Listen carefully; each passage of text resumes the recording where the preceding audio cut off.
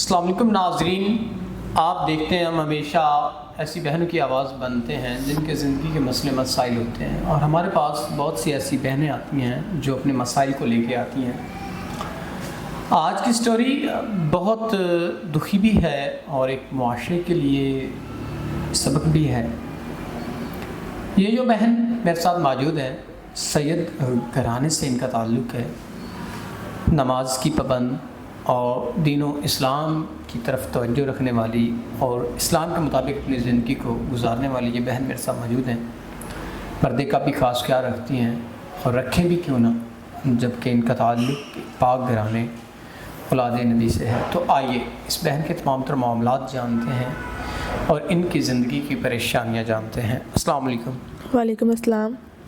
اچھا بہن، ہم اس قابل تو نہیں کہ آپ کے برابر بیٹھیں، ایک پاک ذات پاک گھرانہ اولاد نبی میں سے آپ ہیں، تو آپ مجھے بتائیے گا زندگی کے کیا معاملات، کیا پریشانیاں جنہوں نے آپ کو اتنا کمزور کر دیا اور پریشان کر دیا اور یہاں پر لا کے کھڑا کر دیا؟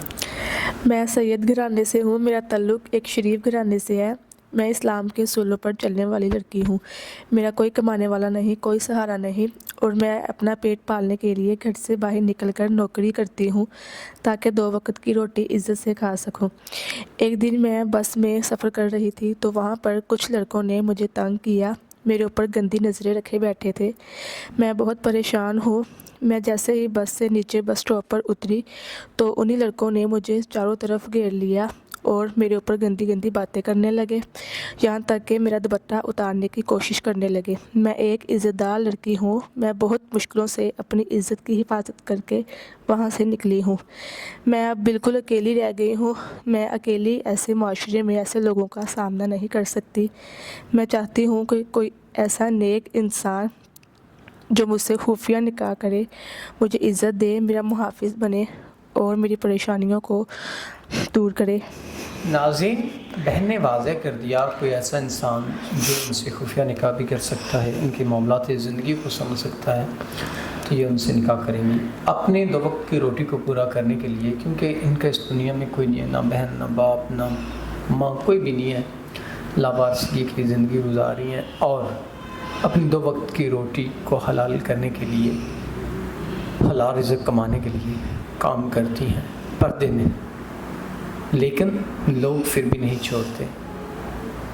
ہمارا معاشرے کا جو المیہ ہے، یہ آپ کو بھی پتہ ہے اور مجھے بھی پتہ ہے کہ ہمارا معاشرہ کس طرف جا رہا ہے۔ تو بہن کافی سنجیدہ حالات میں گھری ہوئی ہے، کافی کرٹیکل سچویشن ہے ان کی لائف کی، تو ہم امید کرتے ہیں کوئی ایسا انسان جو ان کے معاملات زندگی اور ضروریات زندگی دونوں کو سمجھتے ہوئے ان سے نکاح کرے گا تاکہ یہ عزت کی زندگی گزار سکیں۔ اچھا بہن، اگر کوئی اچھا انسان آپ سے نکاح کرتا ہے تو آپ نکاح کرنے کے لیے تیار ہیں، جو آپ کو عزت دے، تحفظ دے، آپ کو گھر کی 4 دیواری کے اندر رکھے؟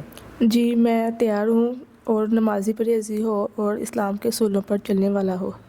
ناظرین، بہن نے بتا دیا نماز کا پابند ہو اور اسلام کے اصولوں پر چلنے والا اگر کوئی شخص ہے۔ عمر کا ان کو کوئی مسئلہ نہیں، جیسی بھی عمر ہو، جتنی بھی ہو، یا شادی شدہ کوئی مسئلہ نہیں، لیکن یہ ہے کہ انسان نیک ہو۔ ہم امید کرتے ہیں کوئی نیک انسان ان سے نکاح کر کے ان کے مسائل کو حل کرے گا۔ تو اسی کے ساتھ اپنے میزبان نواب احمد کو دے اجازت۔ خدا حافظ۔